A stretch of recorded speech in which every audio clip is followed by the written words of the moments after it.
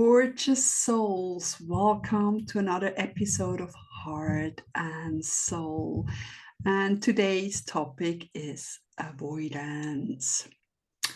I know I've been avoiding many things in my life and still feel like avoiding being seen, avoiding stepping truly into my power, avoiding so many things. So join us for a wonderful chat and insights, and feel free to ask any questions in the comments or contact either of us, my gorgeous co-host Janet Groom at janetgroom.com, or myself, Caroline Palmy at carolinepalmy.com. So welcome to Avoiding, Janet. I would agree with you. There's quite a lot of things I've avoided in the past. And certainly, as you say, even right now, when you're sort of running a business, doing it all yourself, there's things that I have to say is I avoid because I'm not comfortable. And funny, we were mentioning this before we came on screen, is about being on screen and showing up and being seen. And I have definitely been avoiding that. Along with many other things, getting things done. And we've talked about procrastination before, we've talked about overthinking, but this is just sheer, just don't want to do it. Nope. And it keeps going on my to-do list, and then they keep sort of getting pushed on to the next one, the next list, the next list, the next list, and just not happening. So what about you, Caroline? What are you avoiding? Yeah, I feel like avoiding being seen, truly being seen. And when you're at school, you want to fit in, you want to have friends, and you're sort of trying to tone yourself down or try to fit in. And it's just part of being true to myself on a new level. I've been on that journey for 15 years now, but it's just the next level. And being seen, being powerful, with that word power is still for earth angels, for sensitive souls, can still be a bit intimidating, but stepping into your own power, doing the things you love, stepping up to become the woman you were always meant to be, shine your light bright. We talked about earth angels, light workers. It's all that sort of sensitivity of, with the harsh world out there, but finding your own way to doing it. And then it works magic, because when we just follow another 5-step course where they tell you what to do, and it never truly fits, and it's good to learn your own way, connect with them, and allow yourself to be seen just the way you are. And yeah, this is me. And yeah, we learn each day, we come here, we share. And I acknowledge you, Janet, for being live with me every week. We nearly have our 50th one. You've come every time you're on screen, and it's fabulous. So it's always good to have you here. Oh, Caroline, you know that we love this, our little Tuesdays, little Tuesdays chat.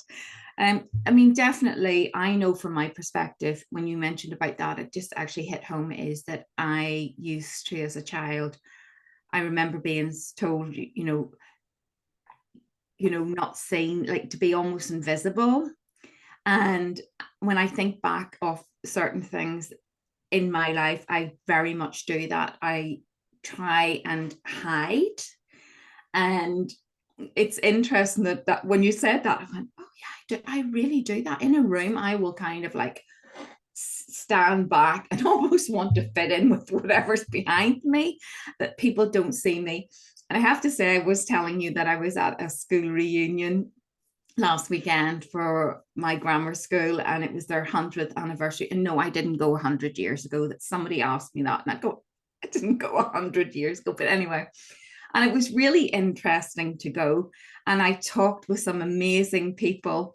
And it was really nice because it was really nice conversations. And it's the kind of the first time where my confidence has started to grow, in that I didn't mind being seen. I was comfortable as I was. I didn't go pretending to be anything I'm not. When people asked me what I did, when I said spiritual life coaching, and they kind of went, "Oh, what's that then?" And it was interesting to open up and actually talk about it, and not be hiding away and sort of like just saying what people want to hear. And that was interesting. It really felt like the first time I'm starting to stand up to be seen. And I know the one thing that holds us back from an avoidance, where it comes from, is a fear, is a deep ingrained fear of, for like, being seen. Another thing I really avoid doing all the time as well is telephone conversations, telephone calls. I will, like, for things I have to do, like the doctors, the sorting out the dog, or doing any of that, I hate doing it. I really, really hate picking up the phone. Totally dislike it. Picking up the phone and speaking to somebody strange on the phone. And I get myself so anxious, and I think about it and I think about it and I think about it. And then in the end, I get sort of so distracted. And then when I call, I'm so worked up that then I won't seem to pick up things, what they say. It's like my head goes into like, ah. And I've realized now I have to eat that frog.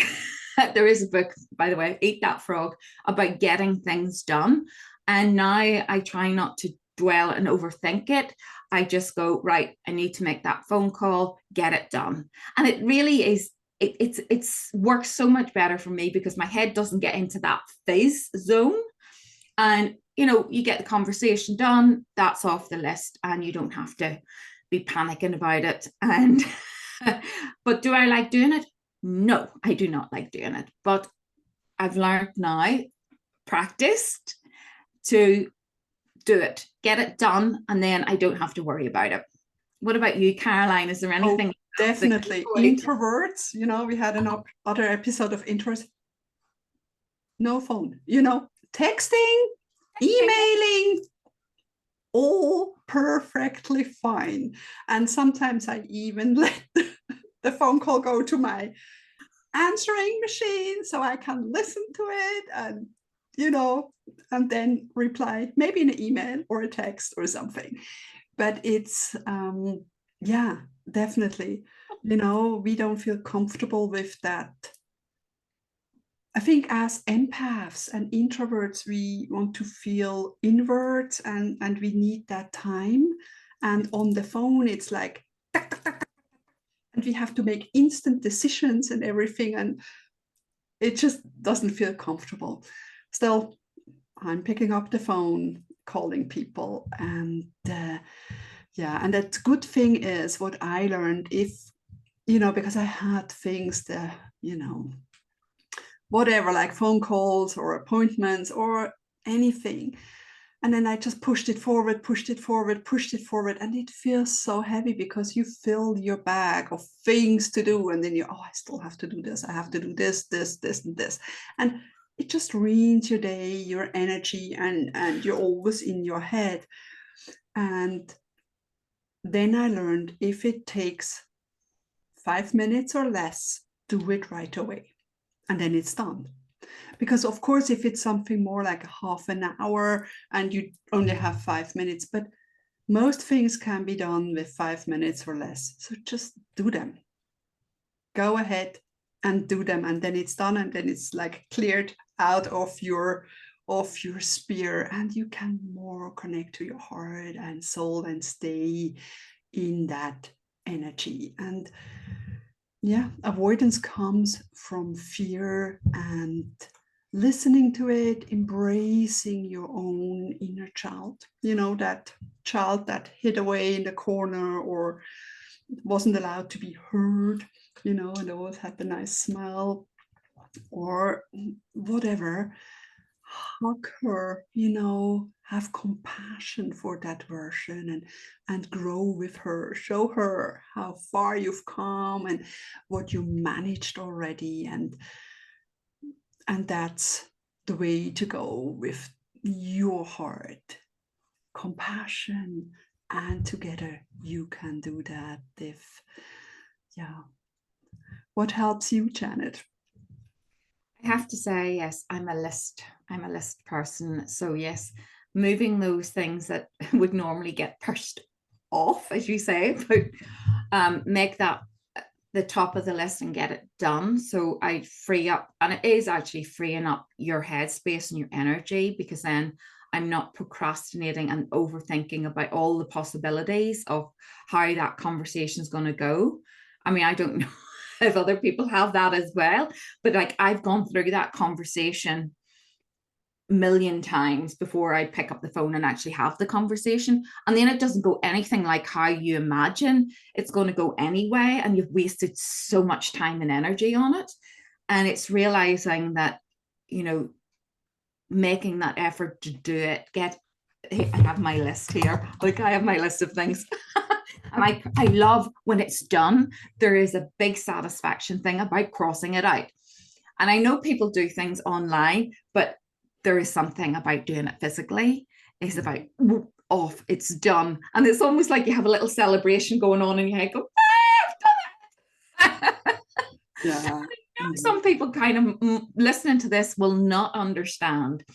But if you are an introvert, if you are a little bit on the neurodivergent spectrum, there are a whole lot of things that other people take just for granted and can do and don't even think about it. And for us, it's actually quite a big task. Mm-hmm. And you have to kind of work up and get it done. I mean, I know when I used to work in a corporate environment, there would be times where you would have to have conversations, particularly as a line manager, with people. And I hated, again, I don't like that word hate, but it really was an absolute, it made me so distressed and so uncomfortable. I don't like confrontation of anything that's uncomfortable. And any of those conversations where you have to not reprimand, but point out maybe things to someone, and you are really unsure how that conversation is going to go. I used to find that also very, very, very stressful. Mm-hmm. What about you, Caroline? Is there anything like that for you? Do you? Yeah, definitely avoidance of conflict. I was such a peacekeeper. I mean, I love peace, but not standing up for myself made me just bend over backward, completely lose myself during my marriage. And yeah, we never fought, but I never said something. So, you can avoid conflict by sending love or realizing it's not worth it, but healthy boundaries, speaking your truth from the heart is essential. So by avoiding any uncomfortable areas, it's not good. And yeah, as a mom, I sometimes really had to step in, take them apart, or leading is another thing, isn't it? I felt more comfortable following someone, no questions asked, but leading, from your heart and soul, and stepping into who you are. We don't have to follow others. We can get inspired by others, but we can lead our own life. And yeah, sometimes I avoided, saying no was very hard. So I always said sort of yes, and people could sell me whatever course or whatever. And then of course I was a bit disappointed that it didn't work out, or that wasn't the magic pill I imagined it to be, you know. So come back to your own truth, be assertive, feel into what serves you at the moment, and yeah, trust your inner voice. I For a long time I avoided my intuition. I mean, she was speaking, you know, and telling me and letting me feel, but I thought sort of, I know better, you know. Of course, it's important to connect to your own intuition, to your heart and soul, and lead your way. So stop avoiding those nudges, because nudges can come to shoves. And if something isn't really meant to be, it will fall away. So no clinging on, not holding, because holding on to something takes so much energy. Imagine yourself being on a boat that with a little stream or even a river, and you hold on to a branch. You know how tired your arms get, because it just the river pulls you down, but you want to hold on. So yeah, listen to your heart and soul. And I think if you have something like a phone call, I always sort of center myself. So I'm in a calm space, and then you can pick up the phone. If you get yourself in that frenzy, oh, what if she says this, and what da di da di da di da da, and you go down that rabbit hole, then you're in a complete different state, and you can't really listen because so much noise is going on in your head. So take a calming breath, center on your heart, do anything you've learned that helps you, and then do that, whatever you are avoiding, and feel guided. You can always ask the angel for support, for strength, Archangel Michael, Archangel Gabriel to speak. Just trust. I think it's a lack of trust. You know, avoidance is sort of fear-based, and then coming back to trust, and trust that life works for you, not to you, and just take one step as you go. And of course, thank yourself for stepping up. Thank yourself for doing that phone call. Thank yourself for stepping a little bit out of your comfort zone every time. Like Janet said, you know, really, you know, when you have a to-do list, you can wriggle it with hearts or say, yeah, or have a little celebratory dance, anything. I think it's important that we celebrate our achievements, even if it's just a phone call. Because if you've been dreading that for 2 weeks, it's a big thing, isn't it? Absolutely. And I think you're absolutely right there, is that exactly what you've just said there. I visualize that everything is going to go well. And as you say, when it then gives me that sense of calm, everything's good, it's all going to be fine. And when you go with that mindset, when you're that attached to that energy, if it's all good, it is amazing then that, you know, almost 10 times out of 10 it goes well. There aren't any issues, and it's not the problem that you've been in your head creating, because I'm good at that or used to be good at that, because we're shifting and changing that, and it's definitely made it a lot easier and less stressful and less draining, and it's taken a while to get there, but better late than never, as they say. But as Caroline says, it really is really important to sort of trust your intuition, and are you going to remind them that we have a workshop coming up that will help with that? Oh, yes, absolutely. It's on April 8th. It's a Monday. And 8 p.m. Central European Time, 7 p.m. UK, and 2 p.m. New York time, so East Coast. And there is a replay. So if you can't make it live, please sign up and you get the replay with lots of extra goodies. So what is the workshop all about, Janet?